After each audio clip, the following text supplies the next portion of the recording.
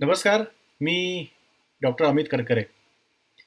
आज 29 डिसेंबर, श्रीराम कृष्णाजी नानिवडेकर अर्थात आपल्या सगळ्यांचे भाऊ यांचा वाढदिवस. हा दिवस आपण कार्यकर्ता पालक दिन म्हणून साजरा करतो आणि या आजच्या दिवसाचं निमित्त साधून आज आपण 3 कार्यकर्ता पालकांना या ठिकाणी भेटणार आहोत या कार्यक्रमातून. त्यातला पहिला कार्यकर्ता पालक जरा खास आहे. तो आहे तो आनंद सपाटे. आनंदला आपण ओळखतो ते विद्यादान गीताचा रचनाकार म्हणून. आपण जे विद्यादान गीत प्रत्येक कार्यक्रमाच्या आधी म्हणतो ते लिहिलंय आनंदनी. पण आनंदची आज एक खास वेगळी ओळख अशी आहे की आनंद विद्यादान कुटुंबात एक पाल्य म्हणून सामील झाला आणि त्याचे केपी होते ते भाऊ स्वतः. आणि आता पाल्य ते कार्यकर्ता पालक असा जो प्रवास काही लोकांनी साध्य केलेला आहे त्यापैकी एक आहे तो आनंद सपाटे. आणि त्यामुळे हे जे आपले सगळे पाल्य आहेत की जे आता कार्यकर्ता पालक झालेले आहेत त्या सगळ्यांचा प्रतिनिधी म्हणून आनंद आपल्याशी गप्पा मारणार आहे. कार्यकर्ता पालक म्हणून त्याचा काय अनुभव आहे, भाऊंबरोबर त्याचे काय अनुभव आहेत, भाऊंकडनं तो काय शिकला, भाऊंनी त्याला काय शिकवलं आणि आता त्याला भाऊ कसे कसे भेटतात हे आनंद त्याच्या खास शैलीमध्ये आपल्याशी या सगळ्या गोष्टी शेअर करणार आहे. सध्या जे बाकीचे कार्यकर्ता पालक आहेत असे खूप लोक आता सध्या आहेत की ज्यांनी जे खरं म्हणजे भाऊंना भेटलेले नाही आहेत, आपण फक्त भाऊंबद्दल ऐकून आहोत. अशा सर्व कार्यकर्ता पालकांचा प्रतिनिधी म्हणून मी डॉक्टर अमित करकरे आपल्याशी एक मनोगत व्यक्त करणार आहे. आणि तिसरी व्यक्ती जी आपल्याला आज भेटणार आहे ती सगळ्यात खास आहे. ती म्हणजे भाऊ स्वतः. हो, तुम्हाला असं वाटेल अरे भाऊ कसं काय आपल्याला भेटणार, पण तीच खरी गंमत आहे. पण ती कशी गंमत आहे ते बघायला आपल्याला थोडा वेळ वाट बघायला लागेल. सो सगळ्यात आधी जो पाल्य होता, ज्याचे केपी भाऊ होते, अशा आनंदला भेटूया आपण आधी. चला. नमस्कार सर्वांना. कार्यकर्ता पालक दिनाच्या खूप खूप शुभेच्छा. माझं नाव आनंद गुरुनाथ सपाटे, विद्यादान सहाय्यक मंडळाचा माजी विद्यार्थी आणि आजी पालक कार्यकर्ता. आज कार्यकर्ता पालक दिवस आहे. मी कार्यकर्ता पालक झालेलो आहे आणि मला बोलायचं आहे, मला सांगायचं आहे तुम्हा सगळ्यांना माझ्या कार्यकर्ता पालकांबद्दल. तर माझे पहिले पालक कार्यकर्ते म्हणजे भाऊ आजोबा, ज्यांचा आज वाढदिवस आहे. आपण सगळे त्यांना खूप मिस करत आहोत, मीही खूप मिस करतोय. मला आठवतंय की 2010 साली जेव्हा मी समता विचार प्रसारक संस्थेत होतो, तिथे मला शैक्षणिक साहित्यरूपी मदत आणि इतर मार्गदर्शन केलं जात होतं, तेव्हा मला आर्थिक अडचण जाणवू लागली आणि त्या संस्थेमार्फत मला विद्यादान सहाय्यक मंडळासोबत कनेक्ट करण्यात आलं. मला आठवतंय की पहिल्यांदा माझी जी भेट झाली असेल ती म्हणजे भाऊ आजोबांसोबत. त्यांनी माझा एक रीतसर इंटरव्ह्यू मुलाखत घेतली आणि मला संस्थेमध्ये प्रवेश देऊ केला. मला आठवतंय की तेव्हा त्यांनी काही गोष्टी खूप जबाबदारीने मला सांगितल्या होत्या की आर्थिक मदत ही एक गोष्ट आहे जी तुला मिळेल, पण त्याच्यासोबत जे मार्गदर्शन संस्थेमार्फत तुला केले जाईल ते खूप महत्त्वाचं आहे. आणि तुला तुझ्या पालक कार्यकर्त्यांसोबत, तेव्हा खरं तर ही ही ही जी टर्म आपण सध्या यूज करत आहोत कार्यकर्ता पालक, ती तेवढी प्रचलितही नव्हती. तेव्हा त्यांनी मला सांगितलं की तुला तुझ्या कार्यकर्त्या पालकांसोबत कनेक्टेड राहावं लागेल, जे आज तुम्हा सगळ्या मुलांना सुद्धा सांगण्यात येतं. तशा पद्धतीने तुला संपर्कात राहावं लागेल आणि बऱ्याच गोष्टींची मला एक जबाबदारीपूर्वक जाणीव त्यांनी मला इंटरव्ह्यूमधून करून दिली होती. त्यानंतर ऑफकोर्स मला माझे पहिले कार्यकर्ता पालक म्हणून भाऊच लाभले. भाऊंबद्दल सांगायचं तर पालक आणि कार्यकर्ता हे जे दोन शब्द आपण एकत्र म्हणतो, त्या दोन्ही शब्दांचा उत्तम संगम म्हणजे भाऊ होते. म्हणजे कार्यकर्ता म्हणून संस्थेला द्यावी लागणारी बिलं असतील किंवा रिपोर्ट्स असतील, याच्याबद्दल वेळोवेळी मला सांगणारे, वेळोवेळी त्याबद्दल मला मार्गदर्शन करणारे. आणि पालक म्हटलं की आपल्याला आठवतात आजोबा. म्हणजे त्यांच्या घरी जेव्हा जेव्हा मी जायचो, मला आठवतंय की भाऊ असतील किंवा आजी असतील, त्यांच्यामार्फत पहिलं स्वागत माझं व्हायचं ते म्हणजे काजू कतरी देऊन. तर अशा प्रकारे कार्यकर्ता आणि पालक दोन्ही रोल आणि दोन्ही तितक्याच प्रभावी पद्धतीने भाऊ पार पाडत होते. आज मी जेव्हा कार्यकर्ता पालक म्हणून माझ्या मुलीकडे बघतो, मला एक पाल्य आहे आणि तिच्याकडे बघतो किंवा तिच्याशी संवाद साधतो, तेव्हा नक्कीच कुठेतरी माझ्यामध्ये भाऊ मला मार्गदर्शन करत असतात. माझ्या पूर्ण प्रवासाबद्दल सांगायचं झालं तर मी कॉमर्स ग्रॅज्युएशन पूर्ण करत होतो. त्या दरम्यान मला जेव्हा कॉलेज व्यतिरिक्त इतर ट्युशन क्लासेस लावण्याची गरज भासू लागली, तेव्हा मी भाऊंना याबद्दल सांगितलं की भाऊ मला क्लासेस लावायचे आहेत, काही विषय मला जड जात आहेत, त्यासाठी मला क्लासेस लावायचे आहेत. तेव्हा संस्थेमार्फत मला मदत होईल का? तर तेव्हा भाऊंनी खूप स्पष्टपणे आणि सरळपणे मला सांगितलं, ते म्हणजे की संस्था तुझ्या शिक्षणाचा, कॉलेजचा खर्च करू शकते, पण तुला जर एक्स्ट्रा क्लासेस काही लावायचे असतील तर तुला मी संस्थेमार्फत विनाव्याजी कर्ज देऊ करेल आणि ते तुला परत फेडावं लागेल. म्हणजे मला तेव्हा त्या गोष्टीची जाणीव इतकी झाली नाही की ही गोष्ट किती महत्वाची आहे आपल्या आयुष्यामध्ये. तेव्हा त्यांनी ते कर्ज देऊ केलं. त्यानंतर मी रीतसर ते पुन्हा परत केलं आणि ते परत केल्यानंतर भाऊंनी मला एक त्यांच्या हस्ताक्षरामध्ये नोट लिहून दिली. त्याच्यामध्ये भरपूर मुद्देसूदपणे त्यांनी गोष्टी लिहिल्या होत्या की इतकं कर्ज तू घेतलंस ते या तारखेला अशा पद्धतीने मी काही हप्त्यांमध्ये ते परतफेड त्याची केली होती. तर ते सगळं मेन्शन करून भविष्याबद्दल शुभेच्छा आणि भाऊंची सही. मला आठवतंय की ते पत्र त्यांनी माझ्यासोबत शेअर केलं होतं. मला ही गोष्ट का महत्वाची वाटते, कारण पुढे जाऊन जेव्हा MBA मी करणार होतो, मी पुढे जाऊन सोशल एंटरप्रिनरशिप या विषयामध्ये नरसिंहजी कॉलेजमधनं MBA पूर्ण केलं. पण जेव्हा मी MBA साठी ऍडमिशन घेतलं तेव्हा मला असं कळालं की इथे तुम्हाला स्कॉलरशिप सुद्धा मिळते. तर त्या स्कॉलरशिपसाठी माझं नाव रेफर करण्यात आलं आणि मी लगेचच, म्हणजे ज्या दिवशी मला माझं नाव रेकमेंड करण्यात आलं त्या दिवशी दुसऱ्या दिवशी मी जाऊन आमचे जे प्रोग्राम हेड होते किंवा कोर्स कोऑर्डिनेटर होते त्यांना जाऊन सांगितलं की मॅडम मला खरं तर या स्कॉलरशिपची गरज नाहीये सध्या, कारण की मी तेव्हा जॉब करायला लागलो होतो आणि कॉलेजची फीज मी स्वतः परत भरू शकलो असतो. मला वाटतं की हा विचार कुठून आला, हे मी का सांगितलं, तर कदाचित त्याच्या मागे कुठेतरी भाऊंची ही शिकवण असावी की तुम्ही जर कमवू शकताय, तुम्ही जर करताय, तर तुम्ही तुमच्या पद्धतीने तुमच्या शिक्षणामध्ये आणि तुमच्या प्रोसेसमध्ये कॉन्ट्रीब्युट करायला हवं. पुढे ती स्कॉलरशिप मला मिळाली, कारण की आमच्या कोर्स कोऑर्डिनेटरनी सांगितलं की फीज एक गोष्ट आहे, पण तुला ऑफिस, घर आणि इथून ट्रॅव्हल करणं, शैक्षणिक साहित्य या सगळ्यासाठी तुला मदतीची आवश्यकता आहे, त्याच्यामुळे ती घ्यावीस, आणि मला ती स्कॉलरशिप मिळाली. पण तो विचार मला वाटतं कुठेतरी भाऊंनी माझ्यात पेरला होता. विद्यार्थ्यांमध्ये ऍडमिशन झाल्यानंतर माझं college second year, third year चालू असताना भाऊंनी मला त्यांच्या सोसायटीत एक नोकरी देऊ केली. मी तिथे फॅसिलिटी मॅनेजर म्हणून मी काम करायचो. भाऊंनी जाणीवपूर्वक मला ती नोकरी दिली होती. मला ते काम करताना खूप मजा येत होती.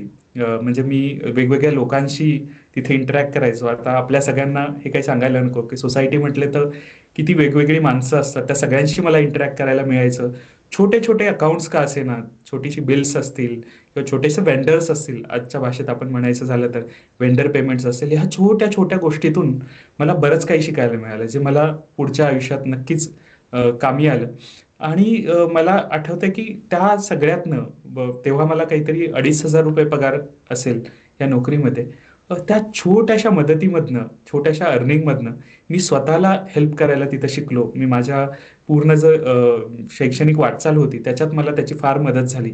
आणि मला वाटतं कुठेतरी NEP वगैरे गोष्टी आत्ता आत्ता आपल्याला कळू लागलेल्या आहेत, पण त्यांनी तेव्हा माझ्यासाठी एक कमवा आणि शिका योजना चालू केली होती आणि ती फारच इंटरेस्टिंग होती. आणि दुसरा लाडाचा फायदा म्हणायचं झालं तर भाऊंच्या सोसायटीत मी कामाला होतो, त्यामुळे मनाला हवं तेव्हा, वाटेल तेव्हा मी भाऊंकडे जाऊ शकत असायचो.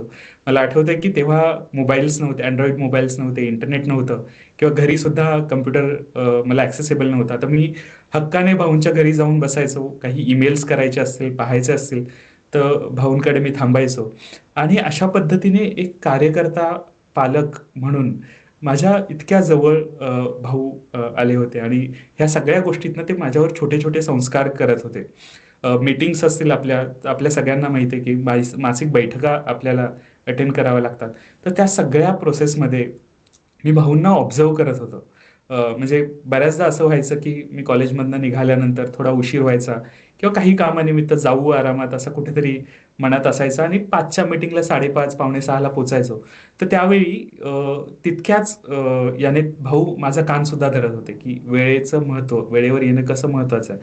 आणि हे फक्त सांगण्यातनं नव्हतं त्यांचं. मला आठवतंय 4-4:30 वाजता कधी मी पोचलो तर मला जाणवायचं की सगळ्यात पहिली व्यक्ती जी मीटिंगला यायची ते भाऊ असायचे. त्यामुळे त्यांनी फक्त गोष्टी सांगितल्या नाहीत, त्यांनी फक्त उपदेश किंवा शिकवणी दिल्या नाहीत, तर त्यांनी त्यांच्या जगण्यातनं, त्यांच्या वागण्यातनं मला ह्या गोष्टींची जाणीव करून दिली. आणि हे फार मोठे संस्कार आहेत, फार मोठी मूल्य आहेत, असं मला वाटतं, की जी मला आज सुद्धा माझ्या आयुष्यामध्ये मदत करतायत. आणि फक्त मलाच नाही, तर माझ्यासोबत माझे जे मित्र असतील, तर सगळ्यांनाच मदत करतात. त्याच दरम्यान शिकत असताना कुठेतरी करण परदेशी, माझा मित्र आणि आता संस्थेचा कार्यकर्ता पालक, अ, त्यावेळेस आम्ही कॉलेज करत असताना आम्हाला जाणवलं, की शहापूरमधनं जे आमचे मित्र येत आहेत, शहापूर असतील किंवा ग्रामीण भागातनं जे मित्र येतात, ठाण्यामध्ये हॉस्टेलला राहत आहेत, ते आमच्यापेक्षा प्रचंड हुशार होते. म्हणजे अभ्यासाच्या बाबतीत 90% 95% असे गुण त्यांना मिळत होते. पण बोलण्याच्या बाबतीत, त्या भागातनं आल्यामुळे असेल किंवा त्यांच्या कॉन्फिडन्सच्या मानाने असेल, बोलण्याच्या बाबतीत ते खूप मोकळेपणाने बोलत नाहीयेत, खूप मोकळेपणाने व्यक्त होत नाहीयेत. आणि कॉलेजेसमध्ये ते किती प्रकारे स्वतःला एक्सप्रेस करू शकतायत हे माहीत नव्हतं. तर त्याच्यासाठी म्हणून आम्ही त्यांच्याशी इंटरॅक्ट करायला सुरुवात झालं. तोपर्यंत आम्ही छोटे-मोठे जॉब्स केले होते. त्यामुळे एच-आर कुठल्या ज्या काही ॲक्टिव्हिटीज घेतात, त्या ॲक्टिव्हिटीज आम्ही तिथे जाऊन मुलांसोबत घ्यायचो. त्यांच्यासोबत कधी ट्रेकला जायचो, त्यांच्याशी गप्पा मारायचो. हळू असं झालं, की गप्पा मारायच्या आहेत, तर आपण एक काम करू, महिन्याला एखादा विषय ठरवूयात आणि त्या विषयाला धरून बोलूयात. मग अशा प्रकारे आमच्या थीम्स त्यातनं निर्माण झाल्या. हळू जो काही गप्पांचा कार्यक्रम होता, त्याला एका ऑफिशियल कार्यक्रमाची किंवा एक पद्धतशीर कार्यक्रमाचं स्वरूप आलं. त्याला आम्ही पुढे जाऊन बी फ्रँक हे नाव दिलं. तर हा जो कार्यक्रम आम्ही चालू केला, मला जाणवतं की त्या हळू भाऊंनी सांगितलं होतं, की तुम्ही जे काही कराल, त्याचा एक पद्धतशीर रिपोर्ट तुम्ही लिहा, त्याच्यात फोटोज टाका आणि हा मेल सगळ्या कार्यकर्त्यांना जाऊ देत. मला आठवतं की जेव्हा आमचा रिपोर्ट जात होता कार्यकर्त्या पालकांना, सगळ्यांकडनं ऑफकोर्स अप्रिसिएशन, कौतुक मिळत होतं. पण पहिली कौतुकाची थाप किंवा ईमेलवर येणारा पहिला रिप्लाय जो कोणाचा असायचा, तो असायचा भाऊंचा. आणि त्या छोट्या-छोट्या गोष्टीतनं कुठेतरी मोटिवेशन असेल, इन्स्पिरेशन असेल, की अरे रिप्लाय आला, तो वाचल्यानंतर जे कौतुक होतं आपलं, त्याच्यातनं आम्हाला अजून प्रोत्साहन मिळालं हा कार्यक्रम करण्याचा. आणि आज आपण सगळेच जाणता, की व्ही-एस-एमची एक प्रमुख ॲक्टिव्हिटी बी फ्रँक झालेला आहे. आज आपल्याकडे फक्त विद्यार्थ्यांच्या शाखांमध्येच नाही, तर विद्यार्थ्यांच्या बाहेर जाऊन स्कूल बी फ्रँक असेल, मिशन 1000 असेल, अशा वेगवेगळ्या मिशनच्या माध्यमातून 50च्या वर आपले विद्यार्थी गावोगावी जाऊन, शाळांमध्ये जाऊन, जिल्हा परिषद शाळा, आदिवासी पाड्यांमधल्या शाळा, तिथे जाऊन तिथल्या मुलांसाठी हा बी फ्रँक हा कार्यक्रम घेत आहेत. तर मला वाटतं ह्या कार्यक्रमाची सुरुवात असेल, ह्या कार्यक्रमाच्या सुरुवातीला जे आवश्यक खतपाणी असेल, ते घालण्याचं काम भाऊंनी केलं होतं. तेव्हाच्या आत्ताच्या सगळ्या कार्यकर्त्या पालकांनी केलं होतं. आणि मला वाटतं कुठेतरी शिस्त, वक्तशीरपणा ह्या सगळ्या गोष्टींचं सोबतच वेळेवर कौतुकाची थाप मिळणं किती महत्वाचं असतं, हे यातून आपल्याला कळून येतं. आज मी टायटन कंपनीमध्ये एका CSR विभागात काम करतो. इथे एक पूर्ण प्रोग्राम मी लीड करतो. आणि डेव्हलपमेंट सेक्टरमध्ये काम करत असताना ह्या ज्या छोट्या-छोट्या व्हॅल्यूज आहेत, दुसऱ्याला समजून घेणं किंवा काय गरजेचं आहे, म्हणजे मला जाणवतं की हॉस्टेलमध्ये आम्ही इंटरॅक्ट करायला सुरुवात केल्यानंतर मुलांचे काय विषय आहेत, मुलांना कुठल्या विषयांमध्ये बोलायला जास्त मजा येते, त्याचं कॉलेजच्या गमती-जमती असतील किंवा अजून काही हँड्स ऑन ॲक्टिव्हिटी केल्या तर मुलांना जास्त मदत येते, आम्हाला जाणवलं. आणि त्यानुसार मी आणि करण बी फ्रँकचे विषय ठरवत गेलो, त्यातल्या ॲक्टिव्हिटीज ठरवत गेलो. आणि मला आत्ता जाणवतंय डेव्हलपमेंट सेक्टरमध्ये काम करताना, की हे दुसरं-तिसरं काही नसून हा युजर रिसर्च आहे. बेनिफिशरी सोबत काम करतो, ज्यांच्यासाठी काम करतो, त्यांना नेमकं काय हवंय, त्यांच्यापर्यंत पोहोचण्याचं माध्यम कुठलं आहे, आपण त्यांना कशाप्रकारे एंगेज करू शकतो, ह्या सगळ्या गोष्टी मला वाटतं कुठेतरी या सगळ्या प्रोसेसमधनं, माझ्या विद्यार्थी दशेतल्या प्रोसेसमधनं, भाऊंसोबतचं जे इंटरॅक्शन होतं, बाकी कार्यकर्ता पालकांसोबतचं जे इंटरॅक्शन होतं, त्यामधनं आल्या आहेत.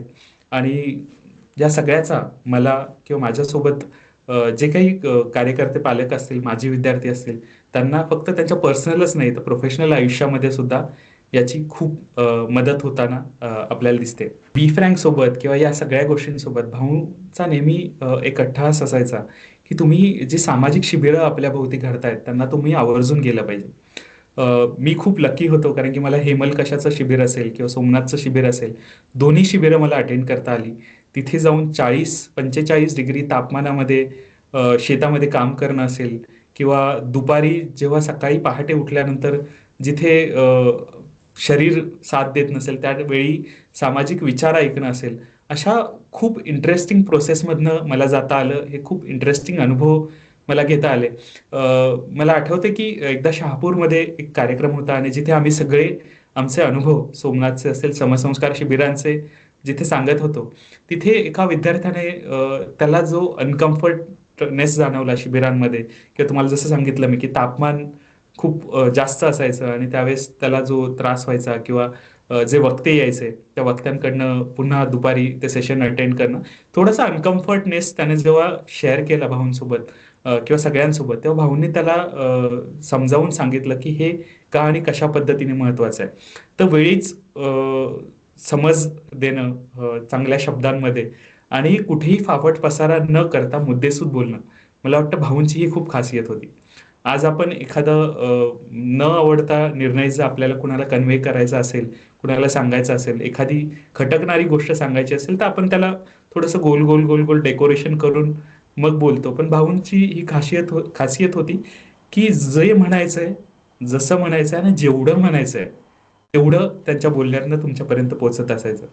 तर अशा पद्धतीने वेगवेगळे संस्कार असतील, ते बोलण्याचा वेळेचा संस्कार असेल, वक्तशीरपणा का महत्वाचा आहे, रिपोर्ट्स लिहिणं का महत्वाचं आहे, लिहिणं का महत्वाचं आहे, हे सगळे संस्कार मला वाटतंय भाऊंनी एक कार्यकर्ता पालक म्हणून माझ्यावर केले.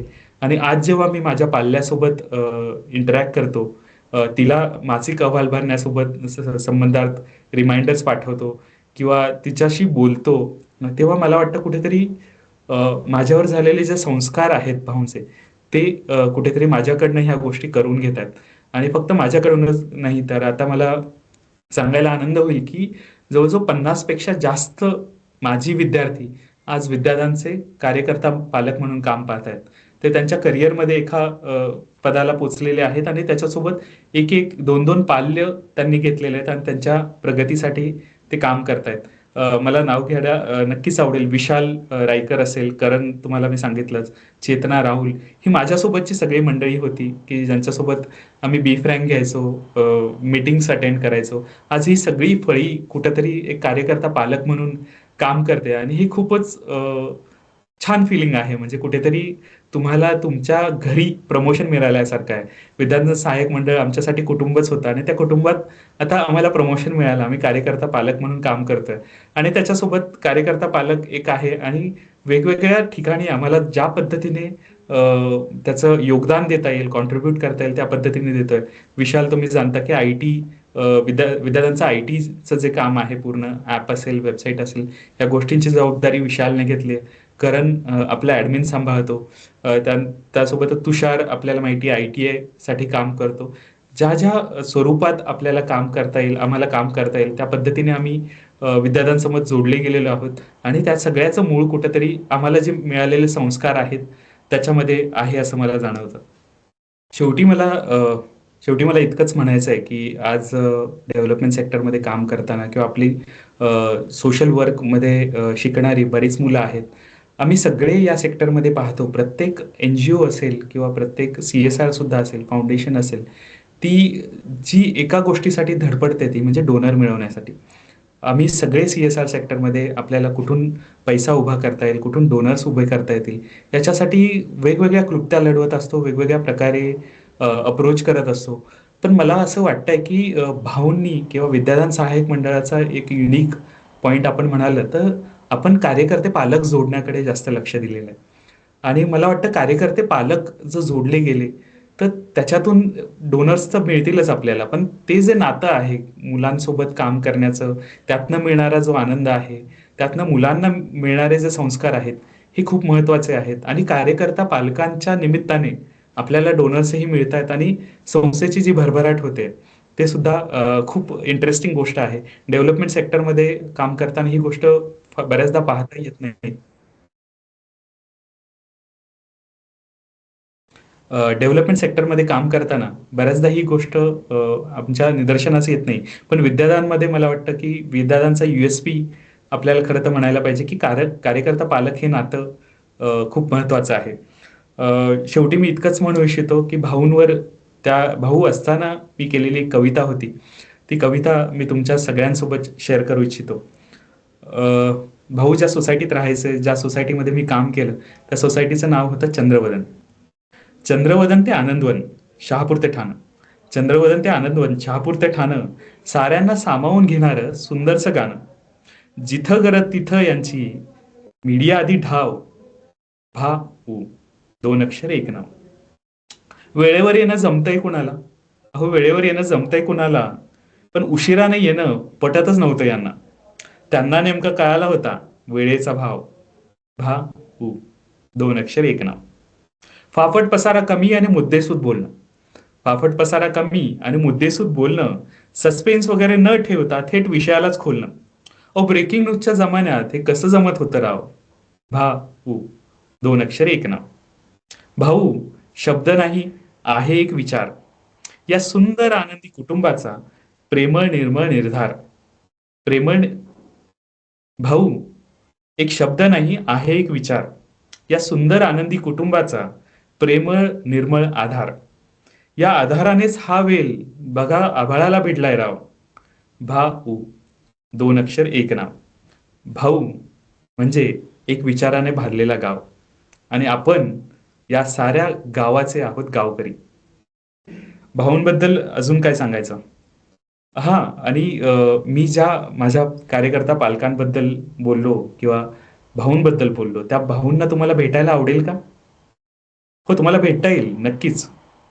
भेटायचं आहे तर तुम्ही मुलांसाठी तर तुम्ही खूप छान अभ्यास करा, उत्तुंग यश मिळवा.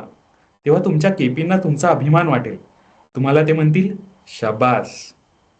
ती शाबासकी म्हणजे भाऊ. तुम्ही एखादं चांगलं पुस्तक वाचा, ते मनापासून अनुभवा, त्याचं सार मासिक बैठकीत सांगा, तेव्हा सारेजण तुमचं कौतुक करतील. त्या कौतुकात सगळ्यात पहिली वाजणारी टाळी जी असेल ते म्हणजे असतील भाऊ. तुम्ही अभ्यासातून वेळ काढा, सोमनाथ शिबिराला जा, श्रमसंस्कार शिबिराला जा. तिथं श्रम आणि समाज दोन्ही गोष्टी अनुभवा. त्यावर एक विस्तृत रिपोर्ट लिहा आणि आपल्या पालक कार्यकर्त्यांना पाठवा. त्या रिपोर्टवर येणारी पहिली कमेंट जी असेल ते म्हणजे भाऊ. कधीतरी तुम्ही एखादी मीटिंग चुकवा, असं करू नका.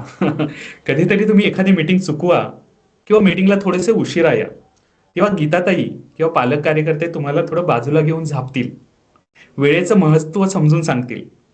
तर प्रेमळ ओरडणं म्हणजे आहेत भाऊ. तुम्ही खूप खूप मोठे व्हा, संस्थेशी घट्ट जोडले राहा. तुम्ही खूप खूप मोठे व्हा, संस्थेशी घट्ट जोडले राहा. तुम्हाला जमेल तशी एखादी जबाबदारी तुम्ही संस्थेसाठी घ्या. कधीतरी एखाद्या पाल्याचे पालक व्हा आणि मग संस्थेकडे, पाल्याकडे काळजीने आणि प्रेमाने पहा. ती पाहणारी नजर म्हणजे आहेत भाऊ. त्या नजरेतून पाहणारे तुम्हीच आहात भाऊ. अनुभवा, पहा आणि भेटा माझ्या पहिल्या कार्यकर्ता पालकांना, भाऊंना. धन्यवाद. नमस्कार, मी डॉक्टर अमित करकरे. आज भाऊंचा वाढदिवस आणि भाऊंबद्दल काहीतरी बोलायचं होतं. पण मी अशा अनेक कार्यकर्ता पालकांपैकी एक आहे, त्यांचा प्रतिनिधी आहे, की जे खरं म्हणजे भाऊंना भेटले नाही आहेत. पण भाऊंबद्दल ऐकून आपण खूप आहोत. त्यामुळे मला असं वाटलं, की भाऊंबद्दल बोलताना मला जे भाऊ दिसलेत, मला जे भाऊ उमगलेत, तर त्याबद्दल थोडंसं तुमच्याशी काही गोष्टी शेअर कराव्यात. वेगवेगळ्या गटांसाठी, वेगवेगळ्या विद्यार्थी गटांसाठी, वेगवेगळ्या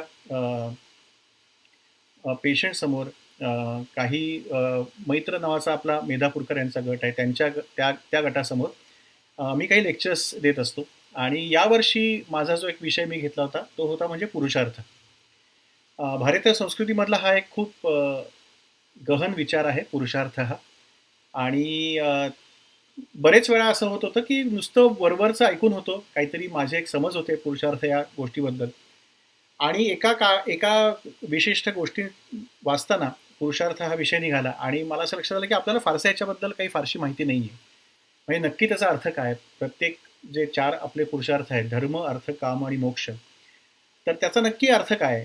हे मग थोडंसं वाचन व्हायला लागलं आणि मग ते पुरुषार्थाचा खरा अर्थ कळला. खरा अर्थ या अर्थी, कारण याच्या आधी मला असं वाटायचं की पुरुषार्थ म्हणजे आपण जन्माला येतो तिथे धर्म सुरू होतो आणि मग धर्म, अर्थ, काम आणि मोक्ष म्हणजे आपण जिथे मृत्यू पावतो तिथे मोक्ष मिळायला हवा. सो आपण जन्माला आल्यानंतर धर्माबद्दल विचार करायला हवा आणि मृत्यूपर्यंत मोक्षाला गाठायला हवं किंवा मृत्यूपर्यंत मोक्ष आपल्याला मिळायला हवा. अशी साधारण या आयुष्याचे हे टप्पे असावेत असं मला सुरुवातीला वाटत होतं. पण जेव्हा वाचन सुरू झालं, जेव्हा वेगवेगळे यूट्यूब व्हिडिओज बघितले, वेगवेगळी पुस्तकं वाचली, संस्कृतमधले त्याचे अर्थ जेव्हा शोधले, तेव्हा असं लक्षात आलं की अरे नाही नाही नाही, हा जो विचार आहे आपल्या भारतीय संस्कृतीमधला तो फार गहन आहे आणि तो फक्त माझ्या आयुष्यापुरता मर्यादित नसून तो माझ्या प्रत्येक कर्म, मी जे रोज जी कर्म करतोय, रोज मी जे काय काम करतोय त्या प्रत्येक कामामध्ये हा विचार आहे. सो पुरुषार्थ हा माझ्या आयुष्याची स्टोरी नाही आहे, ही माझ्या प्रत्येक कामाची स्टोरी आहे. म्हणजे मी जे काही काम करतो, अगदी मी झाडू जरी मारत असेल तरी त्याच्यामध्ये सुद्धा पुरुषार्थ येतो, त्याच्यामधून सुद्धा पुरुषार्थ अचीव करता येतो. हे जेव्हा मी वाचत होतो तेव्हा असं वाटलं की आता हे 4 लोकांना सांगायला हवं. कारण माझा जसा काहीतरी एक वेगळाच समज होता या विचाराबद्दलचा.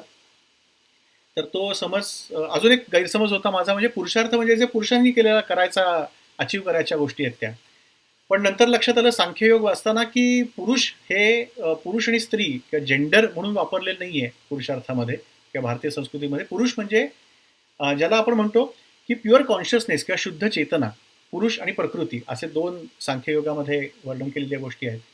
सो प्युअर कॉन्शियसनेस, शुद्ध चेतना या स्वरूपाने संस्कृतमध्ये पुरुष हा शब्द येतो. आपण आता मराठीमध्ये त्याला पुरुष आणि स्त्री हा जेंडर म्हणून वापरतो, पण पूर्वीच्या जे आपली जी काही आपले जे लिटरेचर आहे त्याच्यामध्ये पुरुष हा शब्द ह्युमन बिंग्सबद्दल वापरला गेलेला आहे, एक सार्वत्रिक ह्युमन बिंग. सो प्रत्येक जीवित व्यक्तीचं, प्रत्येक ह्युमन बिंगचं काय काय काम आहे किंवा काय काय त्याच्या जबाबदाऱ्या आहेत, काय काय कर्तव्य आहेत, ती या पुरुषार्थामध्ये येतात. तर त्यांनी काय कसं जगायला हवं ते या पुरुषार्थामध्ये येतं. मग असं वाटलं की चला आता हे 4 लोकांना सांगूया आपल्याला जे कळलंय ते. कारण आपल्यासारखे अनेक लोक असतील की ज्यांना ह्याचा अर्थ माहीत नव्हता किंवा वेगळाच माहिती होता.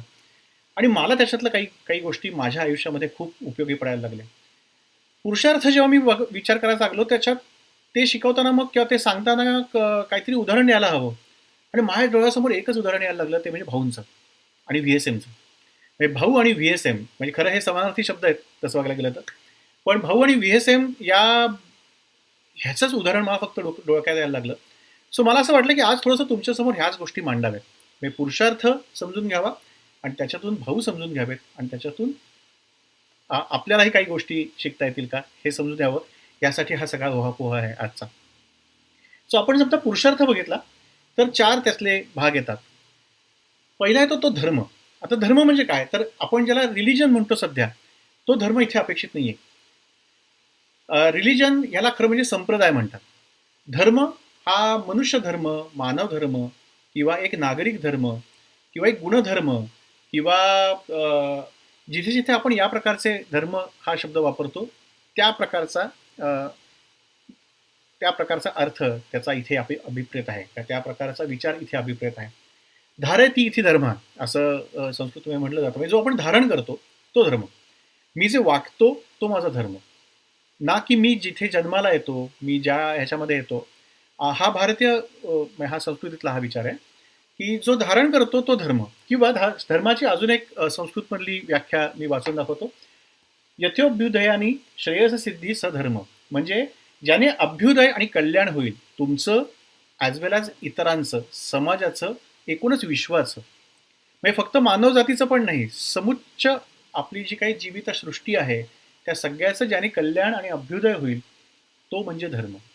सो धर्म अशा गोष्टी आहेत की ज्या सगळ्यांचं कल्याण करणाऱ्या, सगळ्यांचा विचार करणाऱ्या. सो धर्माचा अर्थ असा होतो की something that sustains the society, something that sustains your life, something that sustains everybody. So फक्त माझ्यापुरता विचार आपली संस्कृती करत नाही, तर माझ्याबरोबरच आपली वसुधैव कुटुंबकम म्हणणारी संस्कृती आहे भारतीय संस्कृती. सो सगळ्यांचा विचार करून पुढे जाऊन जी काही गोष्टी होतात त्या धर्म आहेत.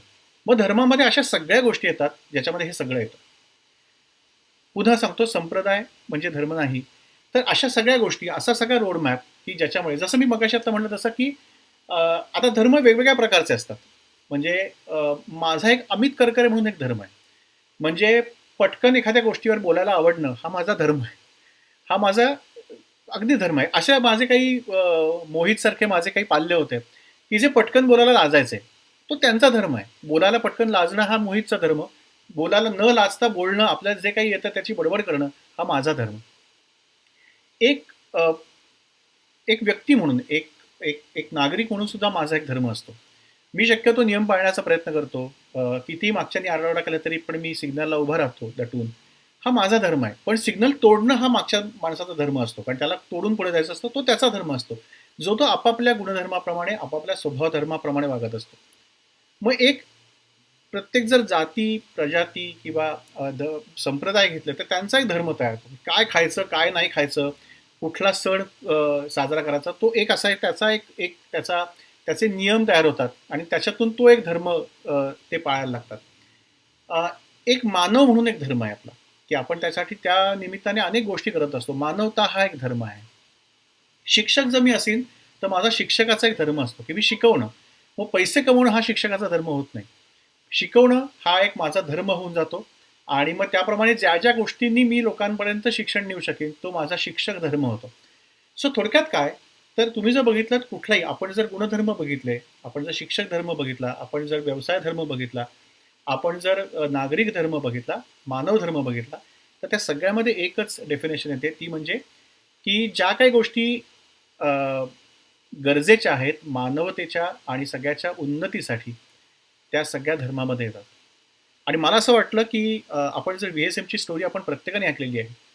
एक मुलगा पालघरमधला एक मिळाला आणि तिथे त्याचा कथा ऐकून त्याला भेटायला गेली काही लोकं आपली आणि भाऊंना असं लक्षात आलं आणि त्या 4-5 लोकं जी होती त्यांना लक्षात आलं की फक्त एका मुलाला मदत करून चालणार नाही, तर अशी खूप मुलं आहेत. हा फक्त एक प्रतिनिधी आहे, अशी खूप मुलं आहेत. सो एक चळवळ, एक प्रकारची संस्था उभी करायला लागेल, ज्याच्यामुळे आपण जास्तीत जास्त विद्यार्थ्यांपर्यंत पोहोचू शकू आणि त्यांना मदत देऊ शकू. हा होता मानवता धर्मामधून केलेला विचार. त्या मुलाला मदत केली असती तर तो व्यक्तिगत धर्म, मानवता धर्म पाळल्यासारखा झाला असता. पण एक त्याच्यात एक संघटना उभारायची म्हणल्यानंतर किंवा एक संस्था उभारायची म्हणल्यानंतर, एक चळवळ उभी करायची म्हटलं तर त्याला एक रोडमॅप येतो. त्याला काही नियम येतात, कसं काम करायला हवं आणि म्हणूनच तिथूनच जन्म झाला कार्यकर्ता पालक याचा पण. कारण आपल्या विद्यार्थ्यांनी सांगितलं होतं की मला आर्थिक मदत तर कोणी देतील, पण मला हवी आहे एक काय म्हणतात ना, एक मला विचारांची मदत हवी आहे. मला साथ हवी आहे तुमची. असं जेव्हा त्यांनी सांगितलं होतं, तेव्हा लक्षात आलं की फक्त आर्थिक मदत हा खूप एक 30% भाग आहे. पण बाकी महत्त्वाचा भाग आहे, तो ह्यांना एक मेंटॉर मिळवून देण्याची आणि म्हणून मग कार्यकर्ता पालक या संज्ञेचा जन्म झाला. आणि ही सगळा जो विचार भाऊंनी केला, तो सगळा त्या धर्मातून येतो, की एक एक एक विशिष्ट त्याला एक फ्रेमवर्क दिलंय VSMला, की या ह्याच्यातून आपल्याला काम करायचंय. आपलं ध्येय हे आहे, सक्षम विद्यार्थी झाला तर तो सक्षम भारताकडे, सक्षम राष्ट्र निर्माण करू शकतो. हे जे ध्येय दिलेलं आहे, हे सगळं जे चौकट आखून दिलेली आहे, त्या चौकटीमध्ये आपलं काम गेले अनेक वर्ष अव्याहतपणे चालू आहे. त्याचं कारण त्यांनी त्या धर्माचं पालन केलं. एक व्यक्ती म्हणून, एक मानवता म्हणून आणि एक पालक म्हणून जो धर्म आहे, तो भाऊंनी पाळला. आता दुसरा अर्थ आहे तो अर्थ. टिपिकली आपण अर्थ जर बघितला तर त्याच्यात आपल्याला असं वाटतं की हा म्हणजे पैसा, म्हणजे थोडक्यात CSR डोनेशन्स आणि अमुक-तमुक वगैरे. पण जेव्हा हे सगळं लिहिलं गेलं ना, धर्म, अर्थ, काम आणि मोक्ष हे पुरुषार्थ जेव्हा लिहिले गेले, तेव्हा पैसा हा अस्तित्वातच नव्हता. त्या त्या हजारो वर्षांपूर्वी तेव्हा पैसा नव्हता. तेव्हा तर उलट मी माझ्याकडचं एक धान्य देऊन तिकडनं काहीतरी मला मिळवायचो, असे प्रकार चालू होते. थोडक्यात काय, तर अर्थाचा अर्थ हा पैसा हा नसून, पुन्हा संस्कृत वाचून दाखवतो. यतः सर्व प्रयोजन सिद्धी सो अर्थ. म्हणजे काय, तर सर्व प्रयोजनांची संकल्पित सिद्धी होण्यासाठी जी काही पुरेशी साधन संपत्ती लागते, ती म्हणजे अर्थ. थोडक्यात मी जर आता कार्यकर्ता पालक होणार असेल, मी जर एखादी संस्था उभी करायची असेल, तर त्याच्यासाठी जी काही साधन सामुग्री लागेल, ती त्या सगळ्यांचा समुच्चय करणं, ती सगळी साठवणं, त्याचा विचार करणं, काय काय लागेल. आता जर मला एखादी गोष्ट करायची आहे, एखादी मोठी संस्था उभी करायची आहे, मला हे अमुक एक सक्षम विद्यार्थी सक्षम राष्ट्र या विचाराने समजा काम करायचं आहे, या विचाराने समजा एखादं काहीतरी काम सुरू करायचं असेल, की जे खूप वर्ष चालायला हवं आहे, तर त्याच्यासाठी काय काय लागेल, त्याच्यासाठी माणसं लागतील, त्याच्यासाठी एक ऑफिस लागेल, त्याच्यासाठी नियमावली लागेल, त्याच्यासाठी जे काही लागेल त्या सगळ्याची पूर्तता करणं म्हणजे अर्थ हा पुरुषार्थ, जो भाऊंनी आणि त्या आधीची जी लोकं होती आपली सगळी त्यांनी केला, अजूनही चालू आहे. अजूनही वेळोवेळी त्याच्यामध्ये बदल होत आहेत, की जेणेकरून काळाप्रमाणे त्याच्याबरोबर राहण्यात, त्या साधन सामुग्रीमध्ये, मग त्याच्यामध्ये CSR डोनेशन्स मिळवणं आलं, इंडिव्हिज्युअल डोनेशन्स मिळवणं आलं. सो पैसा हा एक साधन सामुग्री झाली. पण आपण इनफॅक्ट आपण त्याच्यामध्ये आपलाही विचार करूया, की आपण वेगवेगळ्या वेळी आपण वेगवेगळी साधन सामुग्री गोळा करतो. मी मेडिकल फॅकल्टीचा आहे माणूस, पण माझ्याकडे जे विद्यार्थी असतात ते आर्ट्सचे असतात. आणि मग मला आर्ट्सबद्दल काय विचार करायला हवा? मग करिअर टीमशी बोलायचं आहे का? काय कशा काय? सो करिअर टीम्स आल्या त्याच्यामध्ये. सो ही सर्व प्रकारची एक साधन सामुग्री गोळा करणं, माणसं गोळा करणं, वेगवेगळ्या प्रकारची माणसं. काही माणसं डोनेशन्स गोळा करण्यामध्ये हुशार असतात, काही माणसं शिकवण्यामध्ये हुशार असतात, काही लोकं पुस्तकं छान वाचून त्याच्याबद्दल बोलण्यामध्ये हुशार असतात, काही आपले कार्यकर्ता पालक आहेत जे इंग्लिश कसं बोलावं, स्पोकन इंग्लिशमध्ये पटाईत आहेत. ह्या सगळ्यांना एकत्र आणणं, ही सगळी साधन सामुग्री प्रत्येकामधलं चांगलं हेडणं आणि ह्याचा आपल्या संस्थेला, आपल्या कामाला मदत होणं, हा सगळा झाला अर्थ हा विषय. तिसरा जो भाग आहे काम. आता काम असं म्हटलं ना, की आपल्याकडे उगीच आपण काम करतो, कॅरेजच्या मारी. याचं कारण आपण जे उगीच वेस्टर्न लेव्हलला आपण विचार करतो त्याच्यामुळे येतं. खरं जर भारतीय संस्कृतीमधला जो काम हा पुरुषार्थ आहे ना, तो त्या अर्थी वापरलेला नाहीये. कामचा अर्थ असा, की तन्मयतेने आणि सर्व इंद्रियांची परितृप्ती होईल आणि प्रसन्नता होईल, असं गोष्टी मिळवणं म्हणजे काम. थोडक्यात आपण जे काम करतोय, आपण जे कर्म करतोय, आपण जे काही बारीक-सारीक मोठं व्यवसाय करतोय, नोकरी करतोय, ज्या काही गोष्टी आपण रोजच्या जीवनात करतोय, त्याच्यातून आनंद मिळवणं, त्याच्यातून आनंद शोधणं, म्हणजे काम हा पुरुषार्थ. त्याच्यामध्ये कुठल्याही प्रकारे अश्लीलता नाही. काम याचा अर्थ असा, की जे काही तुम्ही करताय त्याच्यामधून आनंद मिळवा. मग मी पाल्याला समजा खूप चांगली काहीतरी एक माहिती दिली. पाल्य जेव्हा आज आपल्या मी एका वेगळ्या दिवशी हे रेकॉर्ड करतोय. सो आजच एका पाल्याने त्याच्या केपीबद्दल लिहिलंय. सो हे जे आपला पाल्य आपल्या केपीबद्दल काहीतरी ग्रुपवर लिहितो, तेव्हा जो आनंद मिळतो, तो या पुरुषार्थामध्ये येतो. सो कामाचा अर्थ आनंद मिळवणं. तुम्ही जे काही काम करताय, तुम्हीच एक विचार करा. आजकाल खूप मेंटल अफेक्शन्स लोकांना होतात. म्हणजे त्याचं कारण असं असतं, की ते नोकरी व्यवसायाच्या जागी खूप नाखुश असतात लोकं. त्याचं कारण त्यांचं म्हणणं इथे काही मजाच नाही आहे. There is no satisfaction. पैसा मिळतोय खूप, अगदी आम्हाला ₹2 कोटी पॅकेज आहे. पण काय सॅटिस्फॅक्शन नाही. म्हणून आम्हाला काय वर्क प्लेजर नाही. म्हणून आम्ही सोडलं. वर्क प्लेजर, पुन्हा तिथेच तोच शब्द आला, प्लेजर. प्रत्येक गोष्टीमधून आनंद मिळवणं म्हणजे काम हा पुरुषार्थ. सो आपण जे काम करतोय, सो VSM मध्ये हे करताना, VSM संस्था पुढे नेताना त्याची नियमावली आली जी धर्मामध्ये आली, त्याच्यासाठी साधन सामुग्री आली जी अर्थामध्ये आली. पण हे सगळं करत असताना त्याच्यातून आनंद मिळायला हवा. त्याच्यातून आपण जे करतोय त्याच्यातून ज्या पावती मिळायला लागते, मुलं मोठी होतात. आनंद सारखी लोक जेव्हा पाल्याचा जेव्हा कार्यकर्ता पालक होतो, त्याच्यातून जो आनंद मिळतो, आणि असे खूप लोक आहेत आपल्याकडे, त्याच्यातून जो आनंद मिळतो, आपला पाल्य ग्रॅज्युएट होऊन कुठेतरी नोकरी लागतो. माझे 2 पाल्य आहेत. 3 वर्षापूर्वी जेव्हा त्यांची मला माहिती मिळाली तेव्हा असं कळलं, की त्यांची वार्षिक उत्पन्न 40-50 हजार रुपये आहे. आणि आज त्यातल्या एकाला नोकरी लागली आहे, त्याला फेलोशिप मिळाली आणि त्याचं महिन्याचं उत्पन्न 20,000 रुपये. म्हणजे कुटुंबाचं वार्षिक उत्पन्नाच्या निम्म त्याला फक्त महिन्याला आता मिळत आहे. ह्याच्यातून जो आनंद आपल्याला मिळतो ना, त्याला तर आनंद कायच्या काय होत असेल, पण मला जो आनंद मिळतो, की आपल्या संस्थेतर्फे या मुलाला आपण या लेवलला आणून ठेवलं, त्याच्यातल्या ज्या कपॅसिटीज होत्या त्या कपॅसिटी वापरून त्याला आज या लेवलला आपण आणून ठेवू शकलो. आणि ह्याच्यातून मिळणारा जो आनंद आहे तो सगळ्यात महत्त्वाचा आहे. आणि तो तिसरा पुरुषार्थ ते म्हणजे काम. आणि मोक्ष सगळ्यात महत्त्वाचं. मेंटल स्टॅबिलिटीसाठी, मेंटल पीससाठी आणि मेंटल सॅटिस्फॅक्शनसाठी जर कुठला पुरुषार्थ गरजेचा असेल तर तो म्हणजे मोक्ष. मोक्ष म्हणजे आपल्याला असं वाटतं चला आता सगळं मरायचं आणि मग मेल्यानंतर आपल्याला कुठेतरी मोक्ष मिळणार, आपल्या जन्ममृत्यूच्या फेऱ्यातून सुटका होणार वगैरे वगैरे. तो नंतरचा आहे मोक्ष. पण तो जर पाळायचा असेल, तो जर अचीव करायचा असेल, जन्ममृत्यूच्या फेऱ्यातून सुटका, तर रोज मोक्ष अचीव करायला लागतो. रोज जर तुम्हाला मोक्ष अचीव करता आला तरच तुम्हाला आयुष्याच्या शेवटी तो मोक्ष मिळतो. तो रोजचा मोक्ष म्हणजे काय? तर बंधनमुक्त होणं किंवा एखाद्या गोष्टीमधून डिटॅच होणं. मोक्ष म्हणजे डिटॅचमेंट आहे. आपण एखादं काम केल्यानंतर हे मी केलं, माझा पाल्य मोठा झाला. जसं आता मी म्हटलं तसं, की माझ्या पाल्याला आता 20,000 रुपये त्याला फेलोशिप मिळते बरं का. बघा आम्ही कसं केलं बरं का, आम्ही किती काम करतो. असं जर आपल्याला वाटायला लागलं त्याचा अर्थ आपली डिटॅचमेंट नाही आहे. बरेच वेळा असं होतं, की आपले पाल्य ग्रॅज्युएट झाले, नोकरी बिकरीला लागले, लग्न करतात पण आपल्याला बोलवत नाहीत. आणि मग आपल्याला असं वाटतं काय काय राव आम्ही एवढं तुमच्यासाठी केलं आणि मग साधे लग्नाला पण बोलवत नाही तुम्ही. हे येतं कारण आपलं जसं आपल्या मुलांवर आपलं जसं प्रेम असतं, त्यांच्याशी आपली अटॅचमेंट असते. सो आपली मुलगी लग्न होऊन जाताना जसं आपल्याला वाईट वाटतं, तसं याही लोकांबद्दल ते जेव्हा काही अचीव्ह करतात नंतर त्यांच्या नंतरच्या आयुष्यामध्ये, ते जेव्हा आपल्याला कळवत नाही, तेव्हा आपल्याला असं वाटायला लागतं की अरे नाही, त्याचं कारण आपण खूप अटॅच्ड असतो. आणि कुठेतरी प्रत्येक गोष्टीमध्ये डिटॅचमेंट पण तेवढीच गरजेची असते. माझा जेव्हा मोबाईल हरवतो, एखादी गोष्ट हरवते, एखादी गोष्ट निघून जाते, एखादं झाड पडतं मी लावलेलं, तेव्हा आपल्याला फार वाईट वाटतं. आपली जवळची व्यक्ती जेव्हा जाते, त्याच्यानंतर आपल्याला वाईट वाटतं. त्याचं कारण आपण खूप अटॅच्ड असतो. आणि डिटॅचमेंट, एखाद्या गोष्टीमधून विरक्ती, विरक्तीचा अर्थ मजा न घेणं असं नाही आहे आपल्याकडे.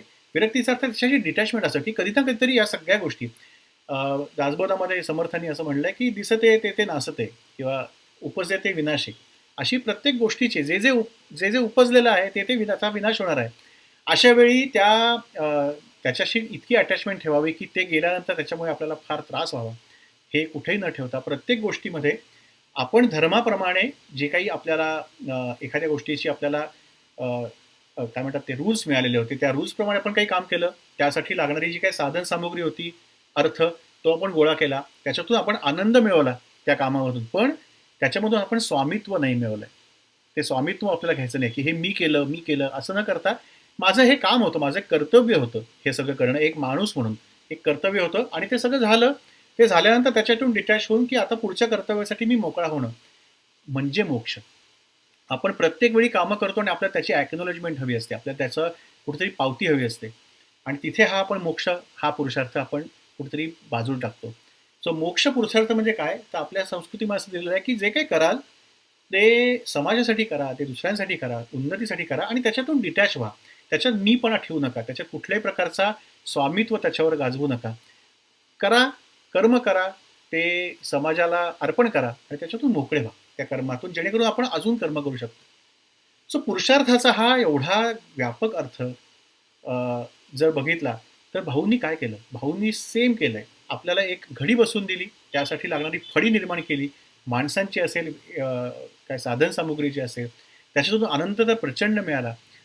आदिती मावशी, तुम्ही कोणाशीही बोला, गीताताईंशी तर बोला, गीताताई तर भरभरून बोलत असतात भाऊंबद्दल. पण ही सगळी जी लोकं आहेत, ते सगळेजण बोलतात, की काही ना काहीतरी आम्ही शिकलो. कारण त्यांनी त्या प्रकारची फळी निर्माण केली. का?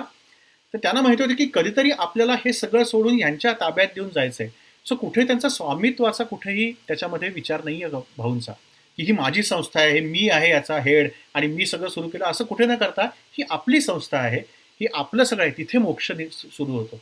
सो प्रत्येक दिवस VSMचा भाऊ मोक्ष डोक्यात ठेवूनच जगले, असं मला वाटतं. आणि म्हणून ही फळी तयार झाली.